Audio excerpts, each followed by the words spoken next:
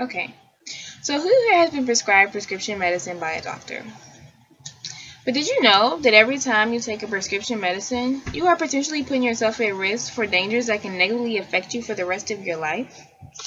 There are over 40 million people diagnosed with anxiety disorders in the U.S. every year, according to an article posted, by the National Institution of Health. And more times than not, physicians will prescribe prescription medications to help those people cope and function more effectively with their with their disorders in their everyday life. However, this prescription drug is not as helpful as it deems to be, and often, and in fact, is highly addictive and abused, causing permanent brain damage and future physical and psychological issues. So why is this relevant to us? Because majority of us in the audience are over the age of 18, we are eligible to be prescribed these prescription drugs, and more than likely, these medications will be the first form of treatment a physician will prescribe to us if medical attention is sought out. I have completed an immense amount of research so that I can accurately educate my audience about the truth behind prescription drugs and hopefully propose a policy that will help ease the progression of this growing epidemic and find abuse and addiction. So, first I will discuss what prescription anxiety drugs are and the issue they present today. Prescription anxiety drugs are called benzodiazepines, and they are prescribed by doctors to treat patients with anxiety. Though these medicines cause malicious, acute, and prolonged psychological and physical effects and have a high tendency to increase the symptoms and severity of the disorder rather than actually treating it. According to the U.S. National Library of Medicine, prescription anxiety drugs are classified as a Schedule IV class of depressants that affect the central nervous system and act as a sedative as well as a muscle relaxant. A study performed by the Abuse and Mental Health Administration reported that prescription anxiety drugs, and due to their widespread ability, are recreationally the most frequently used and abused drug around. That is because people that are prescribed these medicines are often abusing it, and we know now that people are starting to use prescription drugs as a recreational way to get a high or things like that. And these prescription drugs are not foreign to the ear. The most common of them include Xanax, Valium, Ativan, and Clonopin. But what people don't know is that the addiction properties of prescription anxiety drugs are incredibly strong, and tolerance for these drugs is quickly built up. Usually within a month of when the doctor first prescribed it, do these drugs start to take a toll on its user. If a person is suspected of anxiety drug addiction, the physician is ordered to abruptly stop refilling the prescriptions to those users. So what happens is these patients are forced to deal with the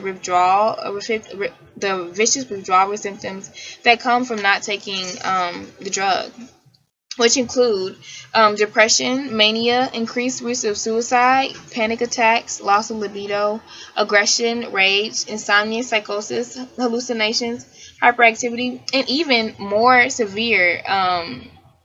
It also increases the severity of the disorder that you already have and that you sought medical treatment for.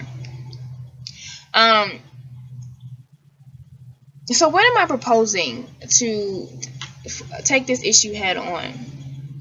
My policy states that all states that legalize marijuana for medicinal purposes should include moderate to severe anxiety as an improved condition to be cleared for its use.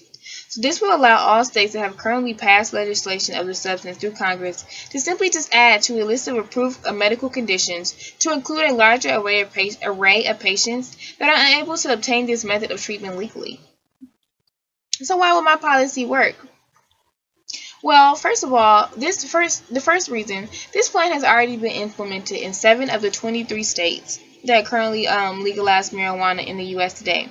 Delaware, Hawaii, Illinois, Michigan, Nevada, and New York have passed legislation to have PTSD, which is a severe form of anxiety, as an approved condition that can be treated with medical marijuana. according to a news article posted on medicalmarijuana.org in October 2015. Secondly, it does not cause for much legislative debate or controversy in Congress. My policy will only be implemented to those states that currently legalize medical marijuana. It will not be implemented to those who don't. So therefore, it won't be a lot of congressional debate about actually first having to get medical marijuana approved as a state and then to actually push this policy as well. And thirdly, the biggest advocate for this policy are veterans. It was recorded by the U.S. Department of U.S. Affairs in August of 2015 that over 40,000 veterans are diagnosed with PTSD each year, and an estimated 38% of those veterans have admitted to using marijuana as a treatment for PTSD instead of prescription drugs. So, just to recap and to conclude my speech, I want to start off to say that I hope I've been informal about the problem at hand and propose a plan that will likely bring ease to the situation. Because in reality, prescription drugs are designed and promoted by physicians to benefit its users and supporters, yet fail to withstand its credibility when the dangers of taking this drug is exposed. Because of the harsh side effects and its highly addictive nature, prescription drugs are not as beneficial as they perceive to be, and constantly cause anguish and trouble for the patients that are prescribed to them and the families of these patients. Also, prescription anxiety drugs are subject to abuse and cause physical and psychological dependency as well as alienation. I hope that one day this policy will be implemented and approved by Congress so that patients with anxiety and these veterans with PTSD will hopefully be able to have legal access to a more beneficial form of treatment for their disorder, and that we can actually start helping these patients who go to doctors and seek medical attention instead of killing them pill after pill.